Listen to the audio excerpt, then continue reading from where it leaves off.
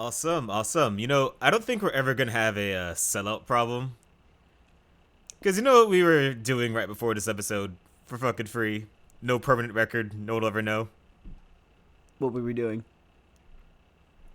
Well, you were there, but we were talking about contemporary anime. Oh, yeah. Oh, like overstick. Yes, yeah, that is in fact what we were doing.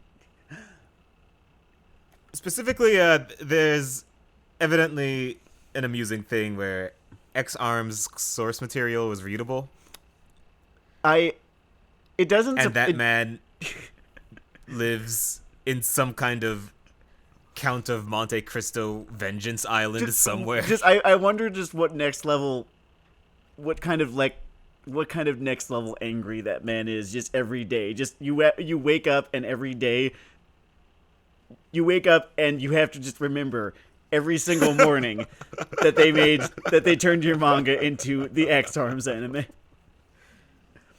it's like it keeps happening, right? It's like it's happening to you over and over and over. It makes me worry.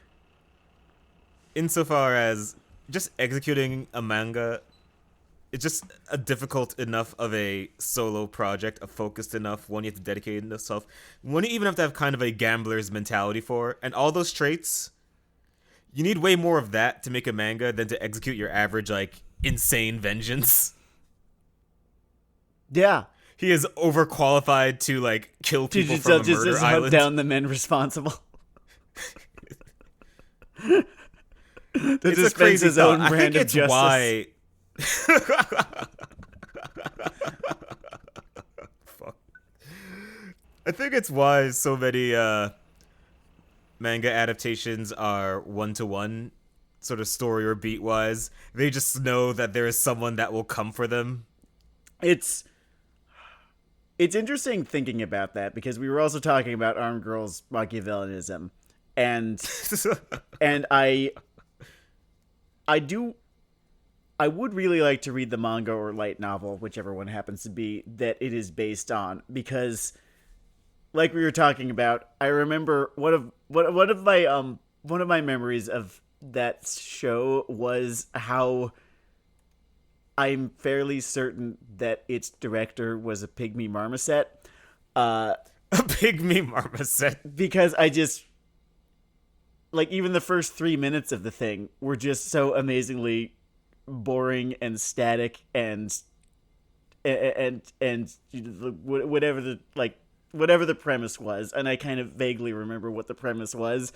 It is not well advertised. It's just kind of just a uninteresting setting, uninteresting visuals, uninteresting, like, it does nothing right about trying to get you excited for this thing. And maybe it was a budget thing, I don't know, but you can do interesting things with a small budget, I feel. It makes me wonder about evolution, because I think of the brachiation, you have your Nims and all the chimps over there who have their own little squawks and squeaks. And I can't help but feel that one of them squawking about hunger just has more original flavor than Armed Girl Machiavellianism. Like, that is sub-chimp communication.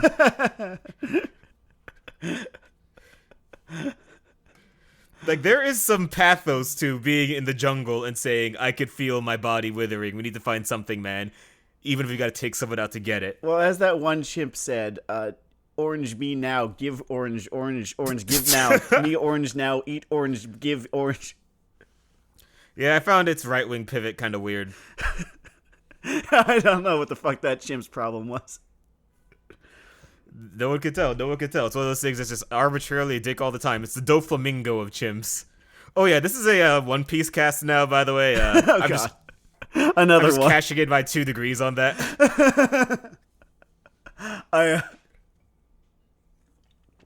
been filling Morgan's ears with just my fanboying over what a phenomenal villain that guy is. I think it is really a great simultaneous execution of, like, entertainment value and genuine loathsomeness. Oh yeah, just I think probably the most irredeemable person in the entire universe of that series. Like, if I had to, yeah, Yeah, I don't know. At least out of the people that can kick and punch, yeah. His competition seems to be, the So Nazi we've got the fishman. slave dealing celestial dragon, I guess. There's a slave dealing celestial dragon. There's the Nazi fishman. There's mad scientist world elder guy. I do kind of like the fact that Nazi fishman canonically like sucks more at this than Arlong did. Oh yeah, he's just like sucks at it. Doesn't understand that he can't punch above his weight. Arlong understood. He had to have it beaten into him, but he understands that he is not capable of punching above his weight, and thus contained himself to the East Blue. Horty Jones did not seem to get that. He just focuses on the krill. And which look, I'm pretty sure that joke I made, I think that's like a fishman slur somehow. I bet they don't take kindly to it. I bet you get your ass kicked. Come to the lake tomorrow if you want to get your ass kicked. Oh, wonderful.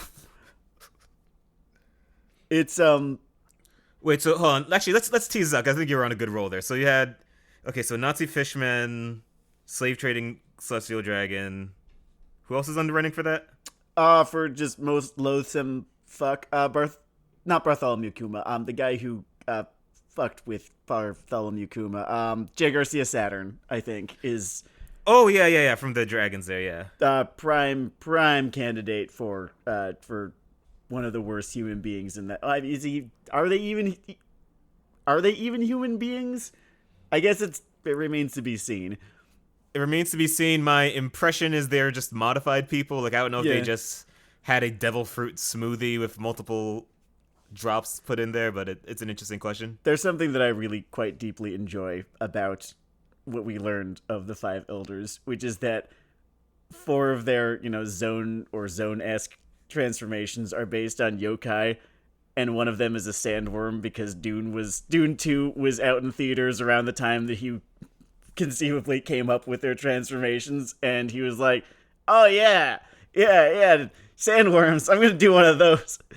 This is one of the repositories of human culture we're shooting into space. I might as well get to that shit. It's like he came up with a little internal rule for the 5 elders, right? It was yokai, and then felt absolutely no fucking obligation to follow that rule all the way to the end. And that is, I admire that. I admire that about Mr. Oda. That's pretty excellent. One thing I did enjoy about the way the 5 elders were done, because I'm a nerd, and so that just makes the sort of power scaling of the world feel a little more lived in, is that he pretty clearly underlines that 3 out of 5 of these guys aren't really gym residents, but they're driving Maseratis, sort of. For sure. They're just inside of a tank. Oh, yeah. Yeah, I really enjoy those designs. Like everyone, I like the dumb cool horse. Oh, dumb cool horse. I'm a big fan of the Shai Hulud, man. What can I tell you? I sometimes wonder if in the decision making of how to book these people, if he ever just ends up looking at how cool things look. Like he just looked at the horse and said, "All right, so this will be their heavy hitter, I guess." I do wonder because we were talking about Doof, right? We were talking about Doof, and for my money, probably the best character design out of the 7 warlords. Tell me if you feel different, but so I think Crocodile's thing is fucking great, but it's certainly a fine choice. Crocodile's thing is great. I think you'll probably have a whole bunch of people who really are into Mihawk's design and totally get that too. Doflamingo just seems to be one of the most this design could only exist in this series kind of characters, and this design could only work in this series kind of deals, and thus there is something to be said for it being more distinct to the series' style. I could definitely ride with that, especially as I love his old lady sunglasses. Oh, the old lady sunglasses are fucking phenomenal. If you make fun of them, he'll kill you. He'll kill you. He'll make it slow. Yeah, I there's something that I just so deeply appreciate about okay, you know how we've gotten on the case of various shonen bad guys such as Madara, for instance, for like won't stop talking. Um Mm-hmm. and I it's weird how you can, if you're good, if you know what you're doing, you can make anything work, such as the fact that Doflamingo literally will not shut the fuck up ever, and it works, and it like he does something with that, and instead of him just sitting there bragging, he is sitting there trying to get inside your head, and So too much talking is sort of a relative construct within someone's talents, basically. If I were to be a I think huge that's a bitch pretty about good it. way of putting it. It's just like it'll feel, if it's too much talking, it'll feel like too much talking.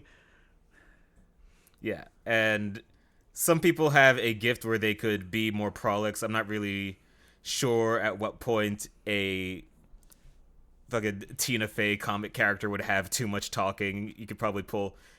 There's this whole gag after the set of chapters that we're reviewing for the Kindergarten Wars thing where there's this one girl who rants about her brother forever and it's played for laughs. And I feel like she could just brick wall that the whole time and get away with it. And I guess with the whole Doflamingo thing, Oda has something to narratively say, like not something necessarily deep to say about the human condition, other than maybe don't let the richer sociopaths run roughshod over human life. But he has personality dynamics he plays with Doflamingo.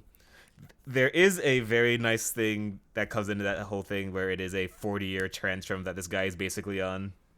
Yeah, to me, it felt like the thing that he's doing with Mr. Doffy is kind of arguing about, not arguing, but like kind of playing around with the idea of nature versus nurture, and kind of landing in the place where we all kind of land, which is both, because he seemed Oh to have yeah, been it's a a fun dick thing he from the plays with word the whole go. family there. Yeah. Yeah, like he seemed to be a dick from the word go, and he also had like four assholes just whispering, "You're gonna do great things, kid," in your ear. You need to kill them now. This is your right. It is your God-given right to kill people. And then on the other hand, you have It is underestimated, mostly because he gets his shit knocked. That Treble is like the Heisman of fucking villain raising over there. oh man, like what a fucking pro at this. Like Treble, you are indirectly responsible for so many countless deaths, and directly And, responsible for probably just as many. and Well, in, well, no, I'm towards the end of this arc, right? I'm towards the end of Dressrosa right now, and in case that's confusing, Sam sort of hops around in his. I go this place and that. I am not constrained by this linearity that people What is time? Don't fall into the future trap. Paul Atreides has wisdom for all of us. exactly. I'm unstuck in One Piece. Wrong sci-fi, but Ah. I'm almost through this Dressrosa arc, and like I know how many people die in an earthquake, right? Right, like how many people die in a particularly destructive earthquake. What if like the earthquake is just wandering around the kingdom, and also everyone's butchering one another, and also If I could make an addendum to that, what if the earthquake hates everyone for no discernible reason? What if the earthquake is at the crescendo of a 30-year tantrum? like, I don't know how many people are going to be left at the end of this thing. If you gave me the numbers and told me that half of the country was still breathing after this arc wraps up, I almost don't know if I believe you. It really raises the question of how good was the muscle Tinkerbell thing everyone was collectively doing. I guess the offset thing is that the tournament theoretically does just put a bunch of A-list whatever things in there. But yeah, it is somewhere between Pompeii and pretty much just Pompeii. Actually, I would just call this like Razor Pompeii. Razor Pompeii. Yeah, yeah. That's like all Mediterranean already too. So there you go. Ah, I that's a good one. But yeah, Dressrosa is one of the better arcs of the whole thing, which I end up saying about most things. I think the thing is, it's just good. It's a nice zoom out experience. Yeah, yeah. It's just very good, no matter what arc. I got very bored during Punk Hazard. I have to tell you, I was not as into that arc as I was the others. There's something to be said for a sense of threat, and Caesar is a lot of fun. The clown is literally in his name. It's literally in his name. It's like, why are we spending 45 episodes with this clown? It's just that I know that if everyone else got lost and it was just Usopp Mr. Beaning around this island, it would still just end with plants growing out of this clown's ears.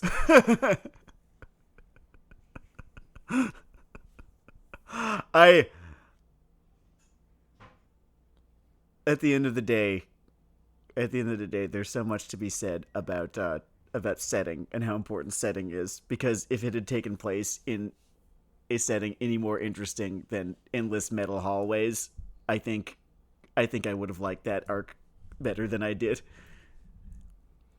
Fair enough. And I guess it is also just that effect when you're coming between these two like sort of story crescendo things with the whole Just Rosa thing, and then oh yeah, and then Fishman Island right behind it. Yeah. All right. With my super effective transition about that one Kindergarten Wars gag, yeah, I thought it would be fun. I'm a big believer sometimes in seeing what RNG gives you when it comes to engaging in modernity, because sometimes you can find some real peaks and valleys in there. Sometimes you can find them both in the same series. That is very true. Spoilers, people. And when I saw Kindergarten Wars is fucking just the cover shot of it. The cover shot, the name. I just knew that it would not be dully mediocre. Like it would. I just knew that I wasn't looking at slop. It wasn't going to be boring. Yeah. It wasn't going to be a flyover state. No. Yeah, exactly. And so I thought, okay, let's. For the record, I think we set aside 30 chapters of this. I read 32 because I just wanted to get to the end of the fucking fight. Wait, it was 15. Well, now I'm only going to talk about the first 15 chapters I read then. So that is perfectly fine. That's like what? Okay, 2 volumes. It was the first 2 volumes. Yeah. Okay, so Stan's read about 300 pages of this, and I've read 600 because I don't need stimulants. I guess I just go. It provides all kinds of weird strengths and weaknesses in my life, and I guess I should try to. Since this one is a little bit less of a runaway hit than Don to Don, I'm gonna put in that inch of effort up front just to contextualize what Kindergarten Wars actually is. That seems like a good idea. It's what would I describe it as? Like a work com, kind of a work com, kind of a rom com. Just here's it's okay. So imagine the high school from Kaguya-sama, right? Except insofar as the elites of the world send their kids here, just the ultra rich, except also in this world, because I don't really think that it's like this in the real world. Everyone is trying to kidnap the kids of the ultra rich at all hours of every single day, 24/7. They don't stop. They are up on this grind every single fucking minute of every single day, and I respect it. I respect the hustle. So it becomes necessary to hire the most dangerous people in the world to be kindergarten teachers, to both kind of teach. Like it's so ancillary to the premise, which is actually one of the little issues. It's one of the better gags. Like I think there's so far there is one character who's capable of human teaching. Yeah, yeah. It's just Doug. He's the only one who's actually good at this. I Yeah. wish they'd do more with that. That's my thing is that I feel as that like the actual kindergarten part is a little bit underutilized, but The I'll series get has to a that. very narrow focus in terms of what it's interested on delivering on. This is true. It has a little bit of well. Hold on. Let me get through the premise. Let me get through the Yeah, yeah. premise. So and okay, so our protagonists are the various, I guess, Suicide Squaddy criminals who have been offered a deal, which is work at this kindergarten, protect these kids, kill any who try to kidnap or assassinate these kids, and in a year you will have your freedom. Our protagonists are Rita, Doug, and oh god, third one, Hannah. Hannah. Hana, who almost doesn't count, which this is why you're having trouble remembering her fucking name. She's there. Um, Hana is definitely present. You know what? It is such progress within the pages of Jump. I'm so fucking proud of them that while you have the useless girl in the core trio, there's also another one in the main duo. Good, rocket ahead. This is the 21st century. Hell yeah. and the main protagonist is Rita, who seems to be like kind of halfway engaged in the action side of this show's premise or this series premise. Like she understands that she's got a job to do. She does it. It's not where her head is at. She's trying to find a guy. Yeah, Rita is. I don't know if you've ever seen one of your friends on like a swiping app at 3 a.m., but she's feeling that tension, and everyone above an 8 is a candidate until they aren't. Until they aren't, in which case And because it's a constant wave of assassins, we get to, I would say the core gag, I think it's going to try to go somewhere a little smarter with this, but like the original sort of intro, I'll say the intro gag. the intro guy. Yeah, The intro gag is essentially that half of the assassins sent to this school are hot in a sort of Hollywood leading man kind of way. and they all have some sort of minor but pointed defect to their personalities. And when Rita uncovers this defect, it's gloves off and she It's ganks them. it's headshot time. And you can imagine how And not in the Hollywood at various leading man different kind of way. letter grades you could sort of iterate that for a long fucking time, right? Yeah. So when you go into Kindergarten Wars, the real question just becomes, how hard are we going to try? Like, how are we gonna try it? Like, does this have legs? Are they gonna find something about this that has staying power? Where I'm at, I think it might be a little bit too soon to tell, but I'm at the point at which he's sort of started to open up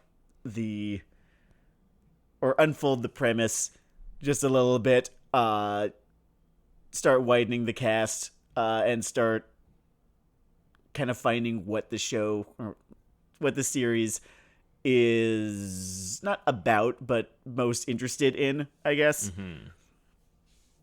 Which seems to be less the kindergarten part, more the wars part. Very much more the wars part. It is very interested in all of its underworld jabber, not so much in the I guess Kaguya core kids, which I don't, missed opportunity is always a weird word insofar as, you don't want to project interests onto a creator, but I feel like that aspect is so weird and so tangential to everything. Well, it's like I don't even feel like I'm projecting anything onto it. It's right there in the title. The True. premise is that here's this kindergarten, and here are these kids, and to me, I think the funniest gags are the ones that involve the kids and just how little they seem to give a shit about the fact that their lives are constantly in danger. Yeah, the fact that the kids do not care about the wars half of this, there are these consistent fun sight gags where like one of them will just have sort of a kid tucked under their arm while they pull up a tatami mat to block like a grenade shrapnel or some shit. Exactly. And the kid will be like, "We do it again." And that stuff always works. I suspect, though, that me underlining this element kind of gets at another thing that sort of doesn't work about this. I guess I should respect it trying to do this, because you should try to do things. Mm-hmm. But what never lands in this series for me, and maybe some of you will consider me heretical as far as this thing's little burgeoning popularity goes, is the flashback pathos in this is always just a dead wet rag for me. Oh yeah, I don't care. I it's like guys, dude, author guy, whoever you are. I forgot. I should hold on. Should I do this series like the service of? I'm gonna do this series the service of looking up the author's name, because I feel like that's the correct thing to do. It's earned that margin. 2 seconds. Okay, cool. Yu Chiba. Chiba Sensei. Yeah, so Chiba Sensei, when I'm reading this, insofar as how much I care about someone by their default comedy charm versus your version of the fucking God damn it, the fucking Naruto. Nope, moving on. Versus your version of fucking flashback sad harpsichord music, I literally care less about them in the middle of their shallowly seated childhood trauma than when they're just being themselves in the present. Now maybe that's good news for the present, but it's badass news for the past. It just it's never anything that I haven't seen before and that's not been done better. That is a good point, and I think that standing out is probably a strength you want to retain in a show called Kindergarten Wars, where the main character's running around in an apron. Yeah, I think you don't need. I think your pathos can come from other places. I think if you want this to be a rom-com, then have the pathos come from there. You can. What I would do is have the sad backstories. You could actually have them remain, but just rework them for comedy. You could do that in any number of ways, but just whatever. Yeah, like sort of little Chechnya style gags. Like there's this sad shit in the background. That is that guy holding a gun? That grounds this stuff, but right now the writing of the sort of past set drama is just a big nothing, and it's odd too because it's not like the character itself doesn't work. Like, okay, we have this one assassin who rolls through, right? Mm-hmm. She has kind of a... What is it? Is Hoye still the term? No, that's like a TV show generational thing. No, I'm fucking talking about. But she has this like limerent attraction to our main ninja, right? Oh yeah, she showed up in the final chapter I read, I believe. Well, she gets a fucking sad flashback, and it is... Every word of it... Is it a wet fart? Feels like a fucking word cloud of like sad assassin. I am isolated by my strength. Come on, guys. And I'm trying to figure out in one's creative life, what leads you to have like an interesting enough personality that you like have the guy running around in the bear suit protecting the kids in this kindergarten, funny shit. And then you also write that page. It's, you know what it is? It's kind of a slightly less how would I call this, acute version of the Jujutsu Kaisen problem, where the series leans into the things that it does not do well. That's a good way of putting it. Where like, while you've got all this stuff that it does do well, just kind of sitting there underutilized. And I think with Jujutsu Kaisen, it's so much worse because the stuff that it does do well is such a small part of the series. Ultimately, just the comedy aspect of Jujutsu Kaisen always worked for me. Just from what I read of it, from what I watched of it, whereas everything else was just so fucking generic and or lame. And so here's Kindergarten Wars, where the rom-com elements, they're funny to me. They're just, I kind of like the teacher who's just in universe, super into shoujo, and is trying to get things to be as entertaining for himself as possible. I found him to be a breakout. The fact that he will bend these life or death situations to move toward these shoujo outcomes is just the most using the form and tone of the series to its benefit Exactly. kind of And thing just happening. I really like that shit. and for sure, yeah. And you know, like these are people, right? These are people who, if you transplanted them into the real world, would be some of the most god awful people you can imagine. Uh, Here's Rita. She kills men for leaving the movie before the credits are up. Uh, Which is here's again a pretty golden runner. They actually lean on that a little less than I thought they were going to, which is kind of to its credit because I feel like that's an easy joke to batter to death. yeah. I think it was smart of them to find more than one running gag. I think like we were just talking in the last episode about the deer anime and how it's like, look at this deer. Jesus. Are you dying of laughter yet? So Well, it's I am now, but yeah, I would describe it. It's not like a Black Lagoon speed dating service. I God, is he ever gonna finish that? I've just been waiting. I've just been doing the paranatural thing where I'm just waiting for it to be completed so I can just go back because I'm tired of just the hurry up and wait. I've left in a place of peace with it because at least for my experience, Black Lagoon is a lot like Samurai Jack. Oh, where it doesn't It just necessarily kind need of to keeps end. happening. Yeah, yeah. I'm so fascinated with where both Rock and Revy's character arcs are taking them. I really want to see the completion of both of those arcs, and that does speak very, very well to the series itself and just how amazingly character driven it is, and in a very good and very smart and very sort of intentional way that I am far less interested. It's not that I'm far less. I'm less interested in the actual. I'm less interested in the premise of for the various premises of the arcs themselves. Although they are interested or they are interesting, I am quite a bit more invested in the journeys of the two main characters through this world that they inhabit, and I Yeah, think that's the best thing that you could say about a series like that. yeah, it's something that like anything with any real character drive aspires to. The whole Gaiman generation character is king thing. There's a citation that that doesn't taste the same anymore. Uh, should I get Gemma in here to woof? She's Gemma in here to woof.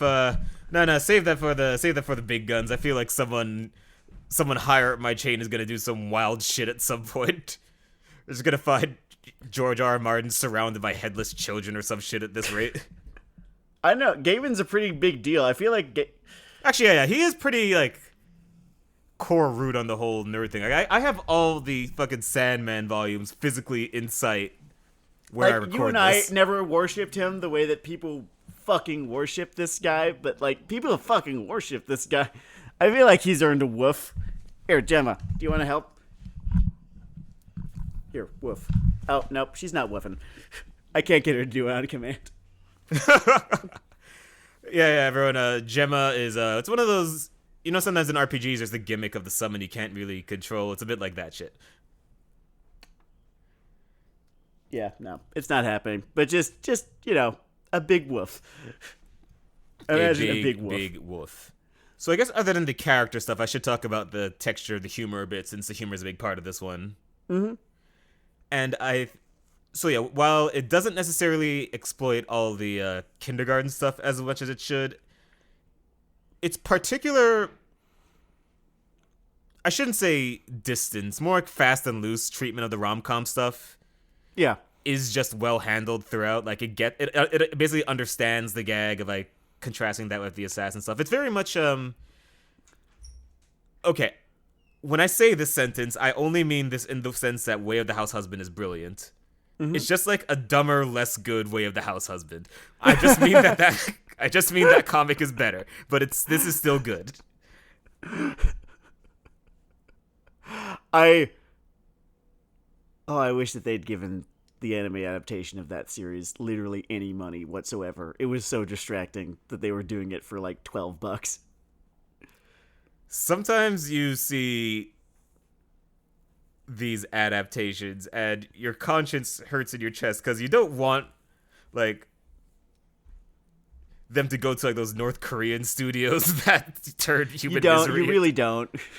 into Sasuga, but you want something for your boy.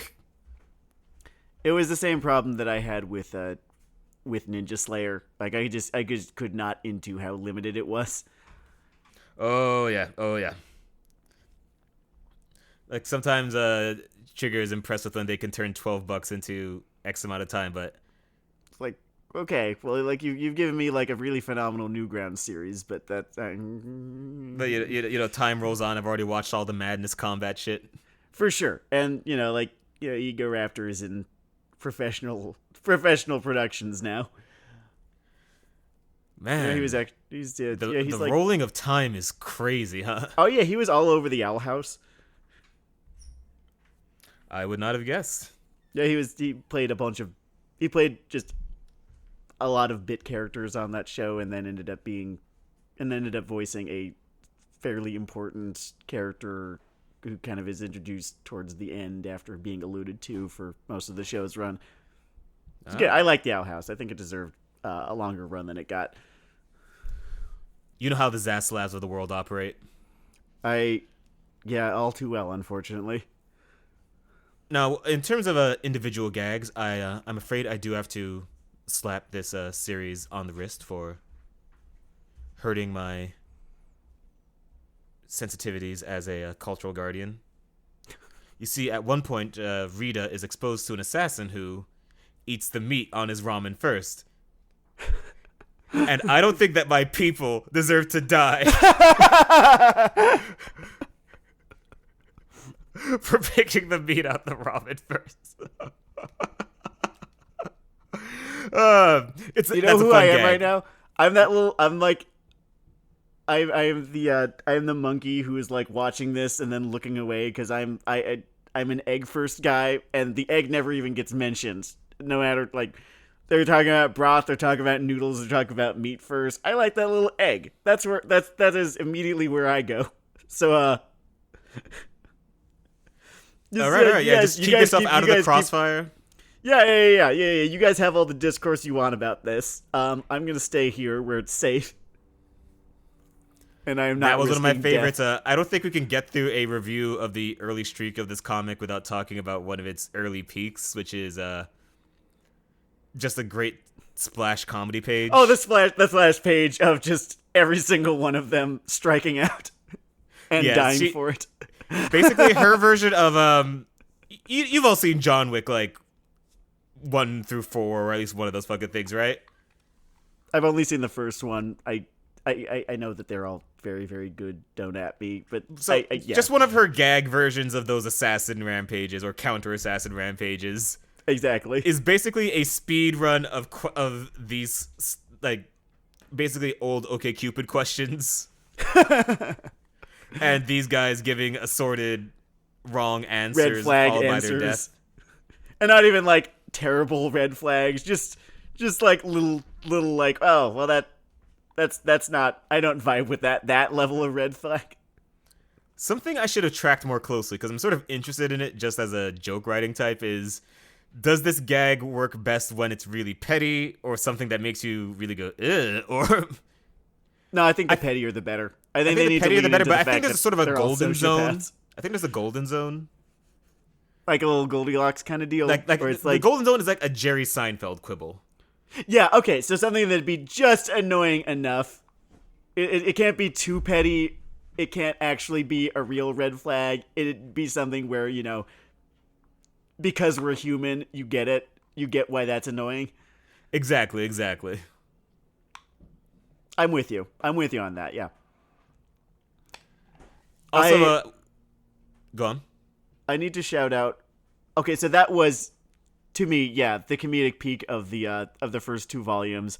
I also need to reiterate, we've touched on it before, but my other favorite gag is the kind of little 3-part sequence where so they're the dandelion class, right? All of the various kindergarten classes, and they're teachers are named after flowers. I think you get dandelion, chrysanthemum, and violet later on. Yeah, it's like So that the sort of Big Brother Uramichi kind of thing.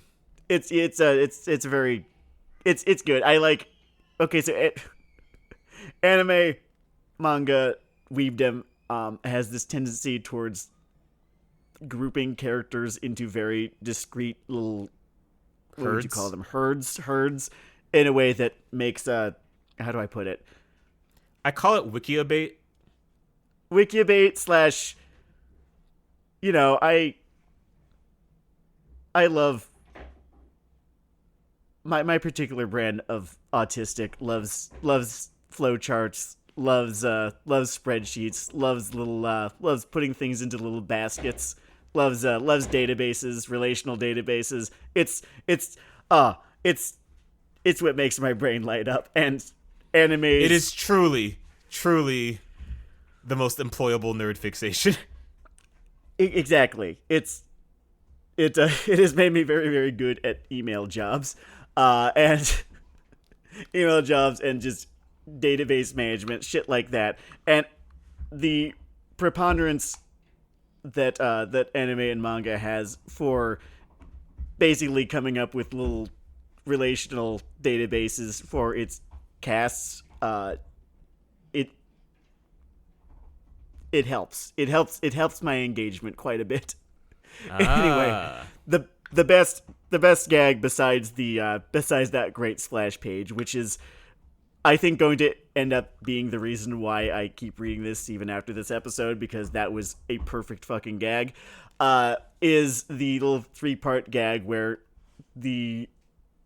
Rita and Hana both try very unsuccessfully to pacify two students who are blubbering unintelligibly about something, and it ends up being an extremely, like, dumb to an adult makes sense to a preschooler kind of problem where Oh yeah, and all the crying in this series, they sort of have the kids do this unintelligible mushmouth kind of language. yeah, you can kind of It's like a understand reverse what they're Charlie saying. Brown gag, maybe closer Exactly, to Kenny. yeah. Kenny ask, like, you can, if you really really really try hard, you can understand what they are saying, especially in retrospect, because the third part of the gag is Doug, who just understands because he's way more of a people person than the other two. This, if I could go back to one of my earlier points, by the way, that whole Mhm. runner where Doug can actually teach kindergarten It's so fucking good. is very funny. B, does so much more for his character that his entire said, "I was a swindler on the streets, breaking hearts, breaking bank accounts." Exactly. I just the Nami thing that he does, where it turns out that he pickpocketed you in between panels, plus can teach, plus his slightly more of an everyman than the other two kind of deal. Nami is actually a good reference point because you sort of have this character whose skill set would be cracked in the normal world, Exactly. dropped into this lunacy, just sort of hanging off the edge of the helicopter trying to survive. And it's not like he can't take care of himself. It's just that he's in this universe of Black Lagoon assassins. Yeah, there's good tension to it. He is very much in a Rock kind of thing. Like, if Rock was just operating around our world, you'd see him on the cover of a magazine talking about how this scam is real. This guy is a time, guys. I promise. It's all kind of relativity. I think the other thing he has going for his character is that his name is Doug, and I am so amazingly into, how would I put it, giving interesting characters really, really generic ass names. Sort of like, There is a long literary tradition for that. it's sort of like naming a cat something like Box. That is amusing, though. I have to take a stand for meme cat names because my sister's breakup cat was named Therapy, and that never made me not laugh. That's really fucking good. Yeah. He was I miss that cat. so orange. Is still orange? It's still orange. He's back. Is still orange. Okay, cool. Yeah. I'm glad to hear he's doing well. Fucking ancient. And Just yeah, a very very old cat. It seems. I probably should credit this. I didn't talk about it much because it's more of something that doesn't implode. Mm-hmm. But this is very much a love nonagon plot, I guess. It And seemed like it was going in that direction. yeah, I'm pretty happy to learn that it continues going in that direction because yeah, that is it's played for laughs. The only reason it I has bring to it be. up is that the love nonagon thing is something that just sort of default annoys me as a human being, and I was fine here, so that must mean it's a strong iteration. So if you're looking for a love nonagon, dive fucking in, I guess. I think the more it is played for laughs and the less it is played for actual genuine drama. Like if you're telling me to take a love nonagon seriously, I'm probably not going to because it'll just become tiresome. If it is played for comedy, that is I think the way to go. Yeah, because there's something innately funny about the sort of like flakiness of that social setup in the first place. It's like someone talking about their fucking Hinge multi-dating problems.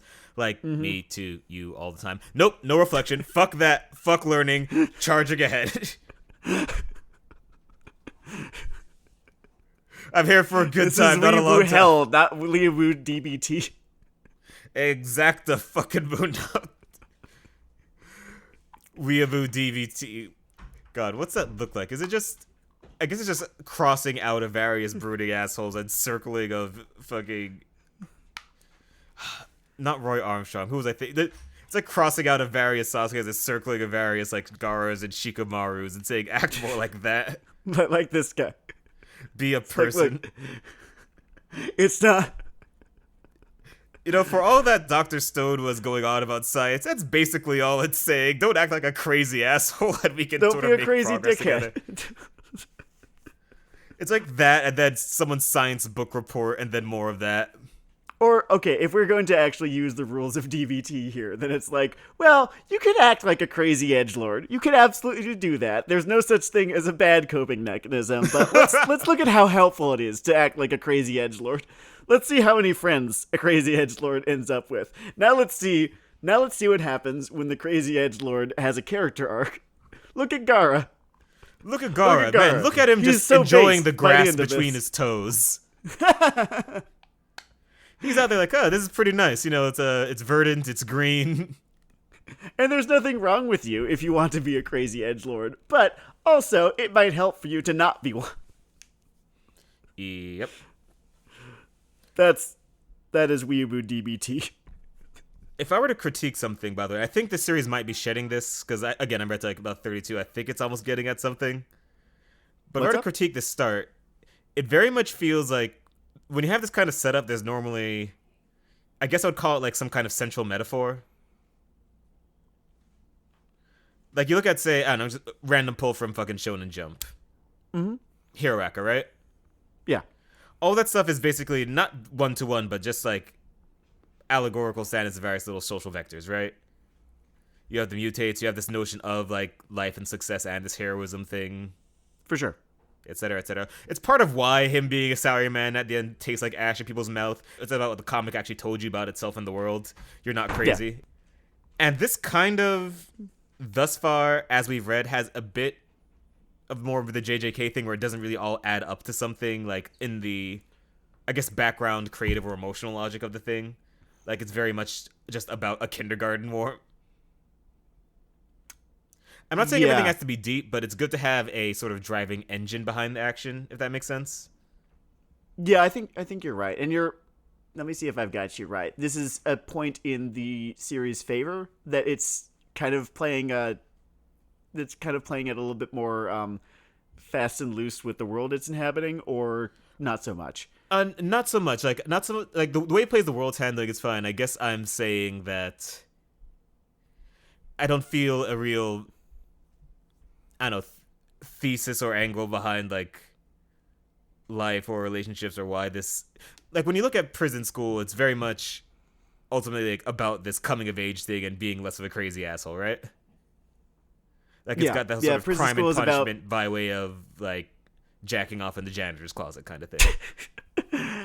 Whereas, you'll have a show like Kaguya-sama, which is at its core about how how teenagers overthink everything. And I think that Kindergarten Wars is kind of shopping for what its thing is. I I understand. Just like as a writer myself, sometimes you find it along the way. Mm-hmm. So I'm game to be patient with it, I suppose. It's funny enough in the meantime. Oh yeah, it is a lot of fun, and I guess something that I haven't really talked about as much. Maybe I just took it for granted with the title and this being Weeaboo Hell and this being a thing about, it's part of the whole assassin trend or whatever. There are lots of explosions. If you're into explosions, just all over the place. There's lots of explosions. They make beheading funny. That is true. I think one of the stronger running gags is just people getting katanaed mid sentence is just really fucking it cooks every time. The slapstick is strong and is murderous, and the series is definitely, so far at least, not afraid to just take a very Frank Castle approach to long-term antagonists. Oh yeah. What long-term antagonists? We're arcs here, baby. Yeah, we are sprinted through these. we are short little arcs. Like, okay, so you know how a certain type of guy will say she belongs to the streets? In Kindergarten Wars, they will say he belongs to the grave.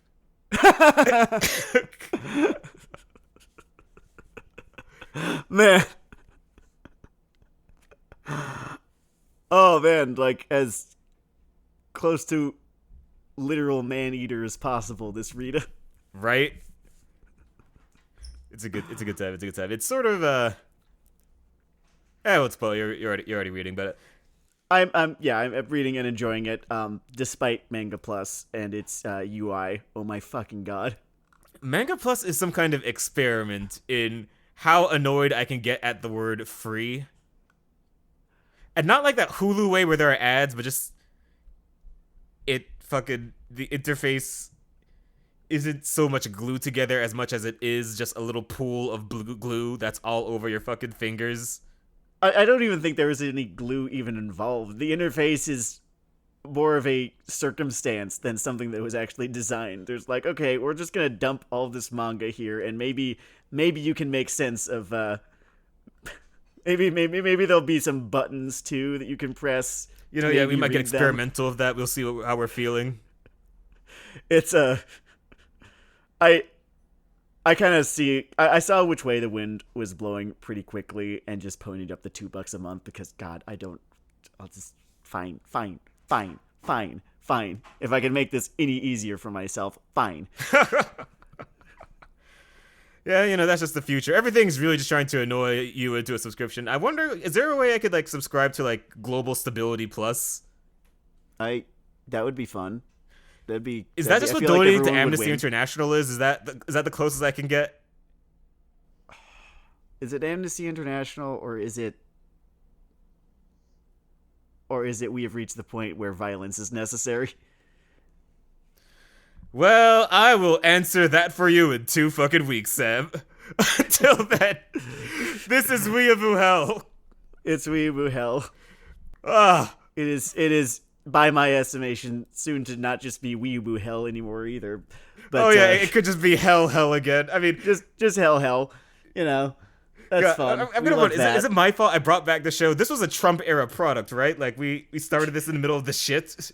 We started this in the middle of COVID because, well, we started right before COVID, and then just had nothing to do for quite a while, and so continued it through until summer of 22, I want to say. Right. Just because we were on enough of a routine. So kind of. Anyway, fuck him. It's Weeaboo Hell. Find a brick. Find a brick you really like, and that's your brick now.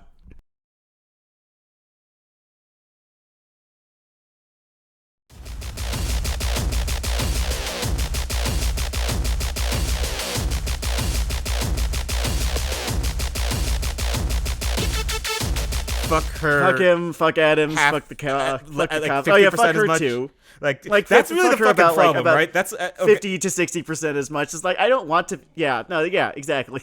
Like that's half the fucking goddamn. Okay, no, I could be here all day. Maybe. All right, it's Weeaboo Hell. We can keep talking about it. It could just be a bonus thing, whatever. That. Jesus. It's Weeaboo Hell. It's Weeaboo Hell. Find a brick. Like find a brick you really like, and like that's your brick now.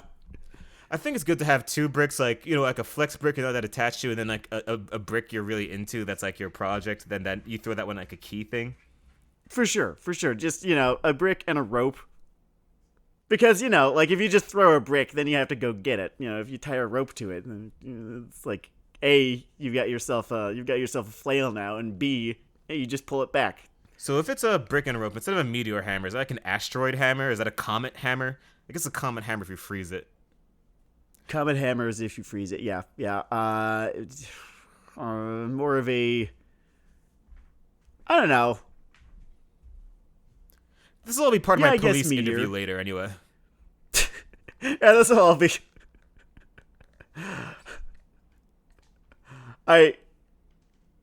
No, it won't come up in the police interview because I won't fucking talk because I do not respect any pretend authority they purport to have. Oh yeah, fair. Yeah, fucking enough. Anyway, this has been Weeaboo Hell. If you find yourself before an officer of the quote-unquote law, shut the fuck up. Don't say a fucking word. That, by the way, it turns out is practical advice along with the various intense ideological strains we subscribe to here in the Weeaboo Hellverse, but all of that shit's self-evident. I'll catch you people later.